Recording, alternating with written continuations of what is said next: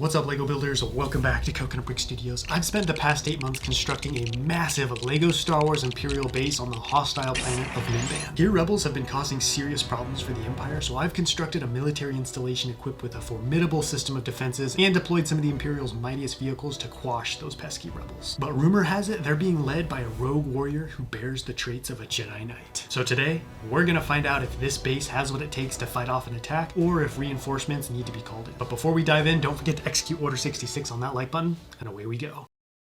Mimban, a dark, swampy mud ball that is about as welcoming as a Gundark nest, but it's home to massive mineral deposits, so therefore, it's also home to an Imperial base. The Mimbanese natives aren't too happy with the Empire for occupying and mining their planet and are causing all kinds of disruptions. The 224th Mud Jumpers have been stationed on the planet with their special suits and breathing apparatus to navigate the hostile environments and help quell the rebellion. But resistance is strong and fighting on the front lines has been fierce. To help the Imperial war machine keep moving forward, large Imperial bases like this have been established away from the fighting where troops and vehicles can be sent to recover and be repaired. Things are tense though, as this particular base is on high alert. Mimbanese rebels have realized the futility of clashing with Imperial forces on the front lines and have started sneaking past to strike further inward, targeting unsuspecting military installations like this in an effort to cripple the Empire's ability to replenish the front lines. Whispers of a Jedi warrior leading the rebellion have grown after it was rumored he and a band of soldiers single-handedly destroyed a nearby airfield, slowing the amount of mineral shipments traveling off-world.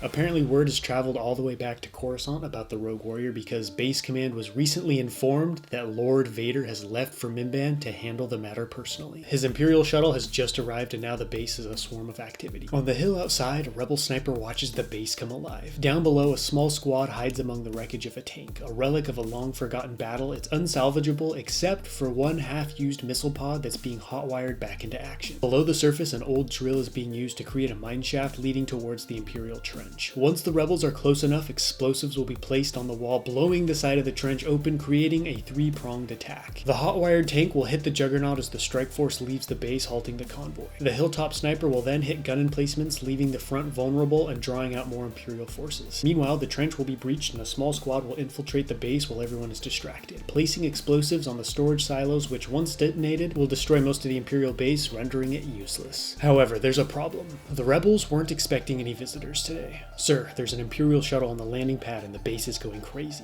The sniper makes his report to a cloaked figure crouched beside him. Do you have a visual on the occupants? He replies. No, the juggernaut's blocking my view of the walkway. It's about to pass. Oh no. Lord Vader is here. Suddenly, the cold air seems to drop another 10 degrees and it weighs down on them with an oppressive force. Call off the attack, the rogue Jedi urges. We need to get out of here now. As the sniper reaches for his comm, an explosion rocks the hill. The old tank has successfully been hot-wired. Unfortunately, as soon as the missile pod came online, it fired its remaining payload wildly. Most had hit the juggernaut as it was crossing the bridge, and its front cockpit is now billowing smoke and some of the wheels have been blown off. The Jedi rushed down the hill as the sniper started picking off the frontline guards. Vader is here, it's time to bail, the Jedi yells to the squad at the tank. Meanwhile, the tunneling crew had been ordered to breach the wall, hurl their explosives at the tank and retreat. The added explosions further crippled the tank, causing more confusion in the base. As the rebels dashed for their speeders, the Jedi turned and saw a lone figure standing on the tank watching them flee. Having leapt up on the disabled tank, Vader stretches out his hand as if gesturing for the Jedi to turn and flee as well. The ultimate show of contempt and confidence. No matter where he runs or hides, Vader will find him and exterminate him.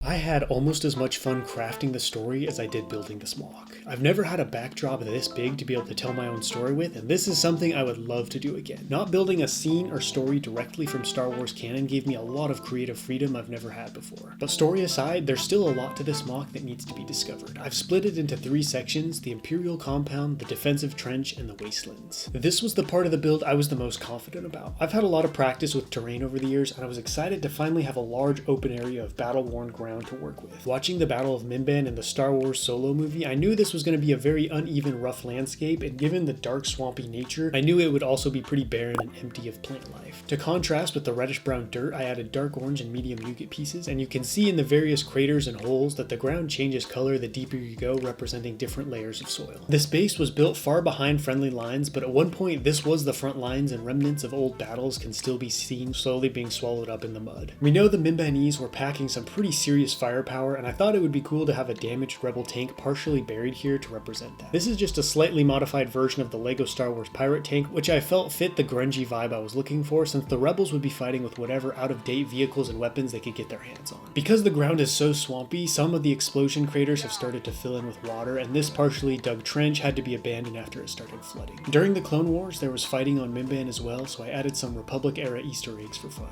I knew I was going to have to raise the MOC pretty high up in order to build a proper trench in it, and in order to make those extra tall side walls a little more interesting, I added a dirt pattern to them to represent the mud and dirt meeting up with the bedrock.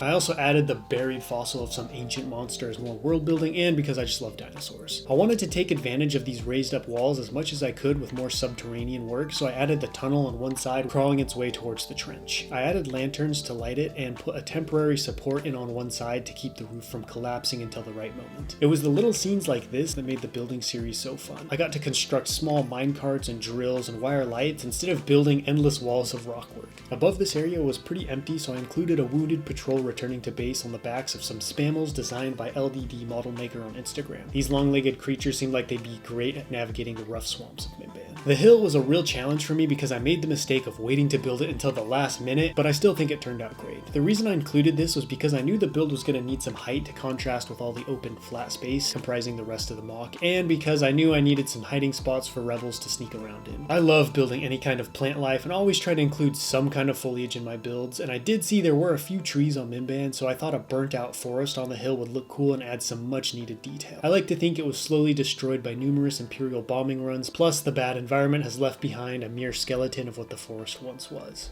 Because the base compound is so far behind enemy lines, this is simply a defensive trench protecting the base and not built for frontline combat. A way for troops to move around safely and stay below the gross polluted air. A combination of barbed wire, landmines, and gun emplacement guard the front lines of the trench. The gun emplacements were meant to pick off any incoming soldiers funneled into kill zones by the barbed wire mines. Each one has a sandbag wall with dirt piled up in front to protect the occupants, but the lack of fighting has caused things to be a little lax here, and you can see one of the sandbag barriers is in need of being covered up again. There was also a patch of barbed wire that was accidentally run over by an overeager Juggernaut crew and is currently being replaced. The bridge is the only easy way in or out, and there should be a gate or guard post here, which I'm sure will have Lord Vader seething and dealing out some force chokes.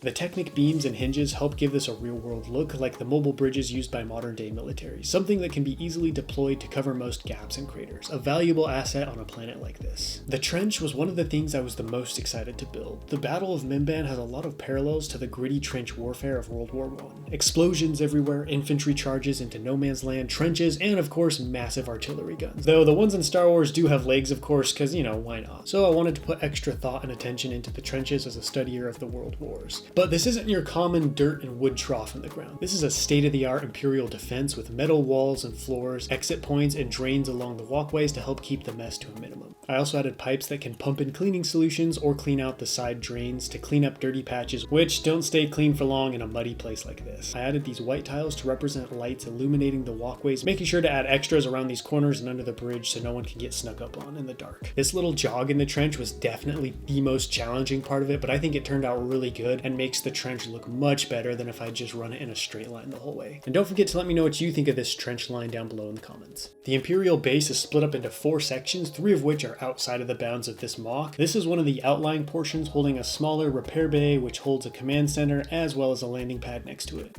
Near the edge of the trench lies a storage area holding 4 massive computer-controlled silos. You'll notice the ground here is very different in texture from the uneven, ever-changing terrain of the wastelands. That's because this area has been firmly packed down by all the construction and subsequent traveling of Imperial vehicles and troops. It's still muddy, however, so I built walkways to allow easier access to the most commonly traveled to spots. Just make sure you look both ways before crossing the crosswalk. Placed throughout the base are moisture and alarm sensors, looking for any intruders or toxic gas clouds that could be moving in unannounced. The sensors then feed this intel up to the command center. I wanted this area to look as Imperial as possible, so I modeled the landing pad off of the one we see on Endor in Return of the Jedi. I figured this would also be the perfect spot to include some lights to guide incoming ships to land through the tumultuous atmosphere. At the front is an elevator that will take people to and from the landing pad. This is reserved for high-ranking officials and is as close to the command center as possible for quick and easy access, so you won't be seeing any cargo ships dropping off packages here. The storage area was mostly added to take up space, but I'm really happy with how it looks. I was purposely purposely vague on what these silos hold to let your imagination fill in the blanks. I built a raised up platform above the terrain to protect the silos from water damage and other corrosive things as much as possible. Directly next to those is the prison pit. It's really just a muddy hole with some grates covering the top and is mostly there as a solo Easter egg, but honestly it turned out better than I thought it would and helps take up space, since I didn't want to have too much empty space over here.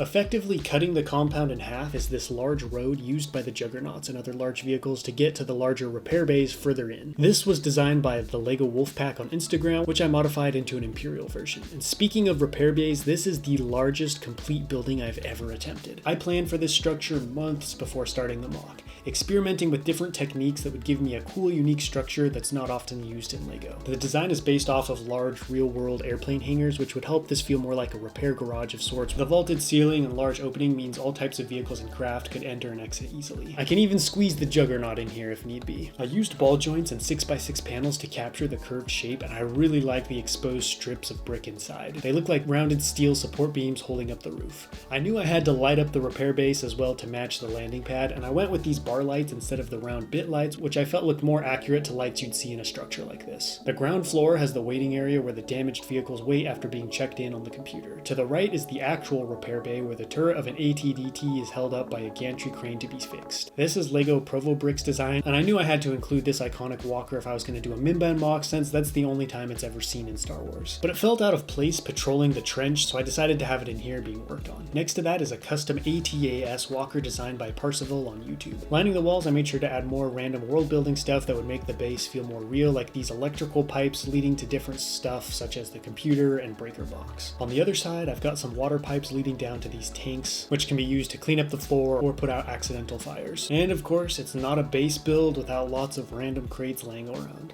Up above, there's a level holding storage and supply rooms for the janitors and cleaning droids. I went with sand blue for the doors because I felt like a little color was needed to contrast with all the gray inside, and the sand blue is still muted enough to not look out of place. This level also holds the turbo lifts, which will take you up to the top floor where the command center sits. This is where the magic happens. And by magic, I mean lots of boring planning sessions and more than a couple late night gaming tournaments. There's a big hollow table in the middle with a layout of the base and surrounding area. The trans orange studs on the far end represent enemy troop movements. You might notice more than a few strange characters wandering around up here, and that's because this is where my YouTube members get to hang out. They got to request a fig to represent them in the build, and I want to take a second and give each one of you a huge thank you. Going above and beyond to support me and the channel is no small thing, and I'm very grateful for the boosts you've given me. So shout out to all my YouTube members. This spot is dedicated to you guys. Behind the base is where all the unwanted trash, random finds, or other stuff is stashed. Mysterious generators and storage tanks also call this place home, but amidst the garbage a small garden blooms, showing that something beautiful can happen even in the darkest and bleakest of situations, and growth, even if it's small, can snowball into something greater.